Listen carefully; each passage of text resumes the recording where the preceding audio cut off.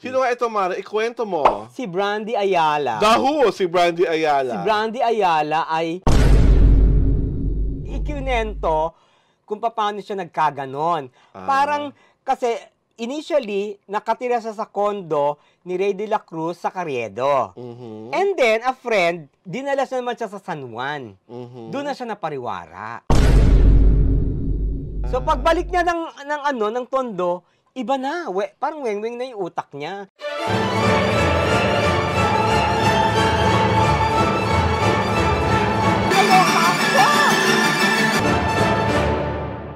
So, ito na nga po on the TT Show. Ito po si Alan Ignacio, the Diva that you love.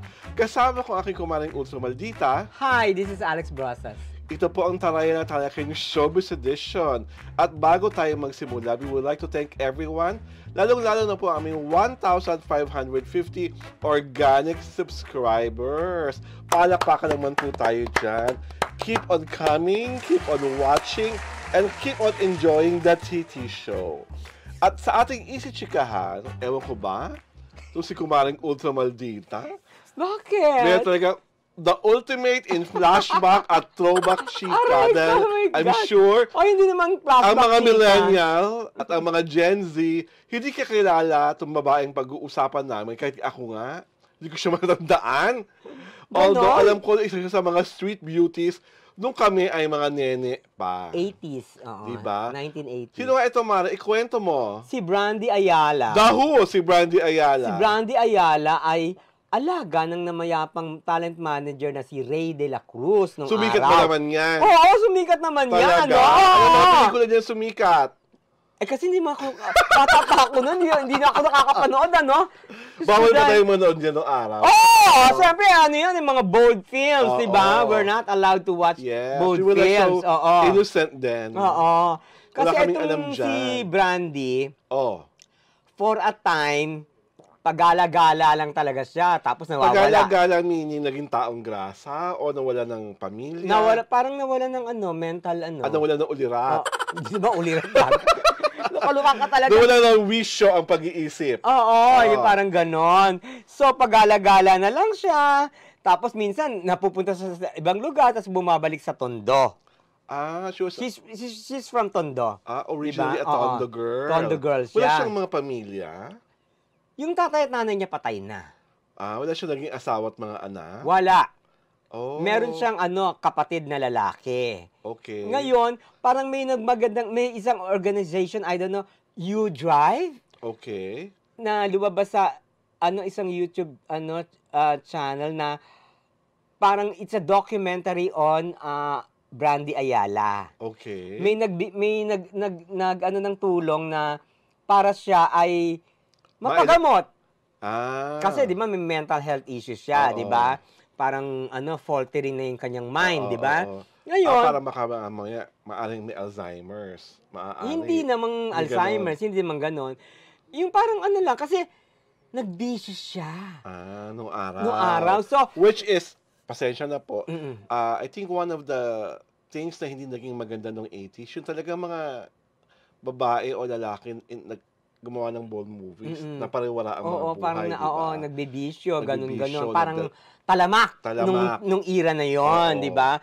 Ngayon, in the documentary which I watched, ang unang in-interview yung pamangkin niya. Okay. Pamangkin niya na nakasama niya sa pagtitinda, kasi nagtitinda sila sa palengke eh. Ngayon, battered pala yung pamangkin niya. Battered by whom? By Brandy. Sinasaktan-saktan siya. So si Aling Brandy ngayon, Aling na, matanda na siya. Matanda na siya talaga. Nakita mo naman sa picture, di ba? Talagang na siya. Wala nang pagkakakilanlan doon sa old Brandy. The old Brandy. Na maganda, na marikit, di ba? Na maalindog. Wala nang traces. Ngayon, the second na in-interview, ay yun namang sister-in-law niya. Okay. Yung sister-in-law niya, na hinihinga niya from time to time ng pera, ganun-ganun. Ikinento kung paano siya nagkaganon. Parang, kasi initially, nakatira siya sa condo ni Ray de la Cruz sa Carriedo. And then, a friend, dinala siya naman siya sa San Juan. Doon na siya napariwara. So, pagbalik niya ng Tondo, iba na. Parang weng-weng na yung utak niya. Okay. Hindi naman, hindi na siya tawag dito normal. Ganon ang nangyari. Tapos ang ginawa nung organization, kasi they have to kasi na siya, aloof na si Brandy, di ba? So kinuha nila yung loob ni Brandy. It was documented. Sinamahan nila kung saan-saan. Tapos yung lumang bahay, ayaw matulog sa loob. So sa labas lang. So tapos pina-check up nila kasi nga dadali nila sa Cebu. So kailangan may check up para fit to fly, di ba? Mamaya din magwala siya doon sa di ba, sa airport or sa di ba, sa eroplano, mahirap na. So fit to fly naman yung niya, yung naging kondisyon niya. Kaya dinala na siya sa Cebu. So she's there right now being she's there being right taken now. care of. Being taken So care of. ito pa lang kwento ni Aling Brandy ay cautionary tale. Lalo na sa mga tao o sa mga bata na nakatikim ng pagsikat, nagkaroon ng pera. So alagaan niyo po inyong mga sarili kasi hindi po pwedeng parang dahil alam mo na. At and also, I think it's also important for people who are becoming stars to choose their core group very well. Oo nga kasi misguided. Naging misguided siya. Napunta siya sa mga maling tao. Alam mo yung ganon, di ba? Pag napunta ka talaga, kasi, kumbaga, siya nun yung tatay niya ang kinamatay, siya ang dahilan. You know why? Why? Kasi nag-artista siya, 1 year to go na lang, magtatapos na siya ng commerce. Sabi nung sister-in-law niya. Pero mo, wala sa hinagap ng tatay niya na mag-aartista siya, magiging bold star siya. But bold movie ang ginagawa niya. Bold movie. Kaya yun, simula noon, yun nagkasakit na yung tatay niya. Hanggang sa nategi na. Wala na tayong magagawa. It's a tragic story, di ba? Nangyari na mga nangyari kay Miss Brandy. Kaya sabi ko nga kina, it's a cautionary tale. Kaya sana yung mga nagbo-bold ngayon, bata mang lalaki o babae, pag-ingatan nyo ang inyong mga mental health, pag-ingatan nyo lalo ang inyong mga kinikitang pera. Tapos lalo pag-ingatan nyo yung mga taong yung nakakasalimuha. Diba? Dahil minsan yung talagang sumisira sa'yo. Diba? Parang, ang feeling ko napagsamantalahan si hindi physical napagsamantalahan yung kabaitan niya siguro kasi nalapnos lahat ng mga kinita niya na lahat napunta sa wala, di ba? Well, wala tayong magagawa alam mo naman minsan ang mga kabataan talaga ay reckless. Di ba? Parang ang feeling nila mga sila invincible na walang makakatalo, walang mangyayaring masama. Super powerful, di ba? Parang Saka that time if like sabi mo nga, and baka mamaya akalain ng mga nanonood sa akin, no, she's not in any way related to the Ayalas. Hindi, ano lang yung screen name lang yun, Screen name lang yun, kasi nung araw... Ang totoong pangalan niya, Remedios. Kasi nung araw na uso po, nung panahon na Ray de la Cruz, Soft Drinks Beauty. Coca Nicolas, Darcy Emmanuel, Pepsi Paloma. Nagkaroon rin na Street Beauties. Diba? Si Brandy Ayala, I think pinaka-Miracle. May dalawa pa yan. Lagi sila tatlo So, wala po siyang relasyon sa mga Ayalas. Kasi kung meron siyang relasyon sa mga Ayalas, I'm sure, maayos ang buhay niya. At hindi mapayag ang mga Ayalas ng ganyan-ganyan. Alcoholic beverage yun, ang pangalan niya, di ba? Brandy, di ba?